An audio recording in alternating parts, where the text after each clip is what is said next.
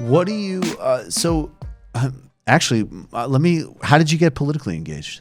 I'm very curious about that. I mean, I can't tell you exactly when it happened, but it was definitely through music. I mean, early on in my formative years, I was heavy into Rage Against the Machine, Dead Kennedys, and I mean, I didn't exactly have I don't know, like a firm grip of political history, but I had an idea that I had a vague idea through listening to those records and reading things about those bands and what they believed, that things like war for profit were wrong, and that there were such things as racism still like alive and well. And I would say it just slowly sort of snowballed from there. And I would say I kind of got politically active around the time that Bush got into office. Not that I was, super radical or anything, or like, pissed off that he was in office at the time. I was definitely kind of curious as to why the election went down the way that it did, with the chat, the chads and the vote, the vote and the voting ballots and everything like that. But then once the war in Iraq sort of came around, like at that point, when I was just starting to, I believe I was just starting to get to voting age at that point, I was like, okay, well, this is just bullshit. Like, how is this like reality? Like, how is anybody like swallowing this? Like, this is not just like, how are we not being skeptical of like why we're entering the fray here? Because I mean, even to anybody who was like paying like the least bit of attention, and this is how, scary the American hive mind is. The fact that the president, after we were attacked by a terrorist group, could divert all aggression and focus of that, anger, which in a lot of respects is justified after the attack, but still that anger, and divert it to a country that literally had nothing to do with it, is kind of scary. Was scary did Afghanistan, right? Like, even a specific group in a specific context that goes back to our own foreign policy apparatus in the 80s and 90s, we're going to deal with that by carpet bombing a totally underdeveloped country that we've actually been causing problems for since the 70s. And then after that, we'll go to the place on the foundation of lies that have absolutely nothing to do with it. It is pretty amazing. And in the midst of all of that, again, just from like looking at the baseline information that came out of 9/11 and the attacks, I mean, I was aware of the fact that most of the hijackers had come from Saudi Arabia. And at that time, I didn't know anything about Saudi Arabia. I mean, I could probably barely, as a teenager, tell you where it was on a map. But still, it seemed weird to me that Saudi Arabia was not at all like in the political or news conversation about, where should we be looking? Where should we be fighting? Who should we be, asking questions of? And it's like, well, why does, how is Iraq like on the top of the list, but like Saudi Arabia is like, we're not asking them about anything. Right. At the time, it all just seemed like really fishy to me. I was going to anti-war protests, and I mean, of course, obviously it didn't stop the war from happening or anything like that.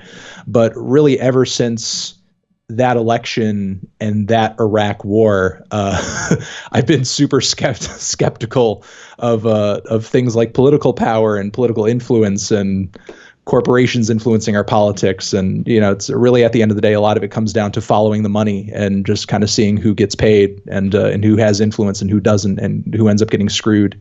Definitely. And, I in high school, I had maybe through a friend of mine, gone to a few like Green Party meetings here and there. But it's sort of funny because the kind of things that would be discussed in those meetings are now essentially like politically mainstream to talk about. Yeah. Although, still in comparison, in those meetings, I would say a lot of what was being talked about was still not as well formulated as people like Bernie and AOC are throwing out there. It was just kind of like a really interesting time to sort of come up in politics. And it's also simultaneously disturbing to see that most people talking about politics now just don't have any grip of like anything that happened like during that time. Because I feel like if you did, you'd be super skeptical of everything the Republicans and everything the conservatives are pushing, even if it comes under the guise of this Trump outsider, veneer. Absolutely. Because at the end of the day, it's like the narrative and the things that are being accomplished under the Trump administration are very much the same. Definitely. And it's really just kind of like a lie that a lot of people are telling themselves that somehow we're like in a whole new era. Maybe aesthetically, we are, and certainly there are things that are being made worse as a result of Trump. But a lot of the goals are the same. Well, the Anthony Fantano, this is awesome. I hope we can do it again. A lot more to talk about. I've been really enjoying watching the needle drop on YouTube, and seriously, man, let's definitely talk more. For sure. A group I wanted to recommend to you before I go. Oh yeah, please. That's definitely on the political fringe and has a lot of strong messages and sort of narratives in their music, and a very opinionated group. Their name is Algiers. Okay. I believe they named themselves. I don't know the whole narrative, so I don't want to put it all out there or totally mess it up. But I believe they named themselves after that hotel they made a film about, where all that police violence had gone down against all of those black political activists.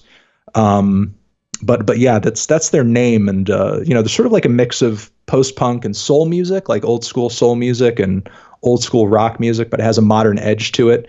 And I'd also say listen to JPEG Mafia. Mafia and Algiers. Yeah, JPEG Mafia and Algiers. Awesome. We will check them out. Thanks so much. I really appreciate your time. Take care, man. Thanks for having me on.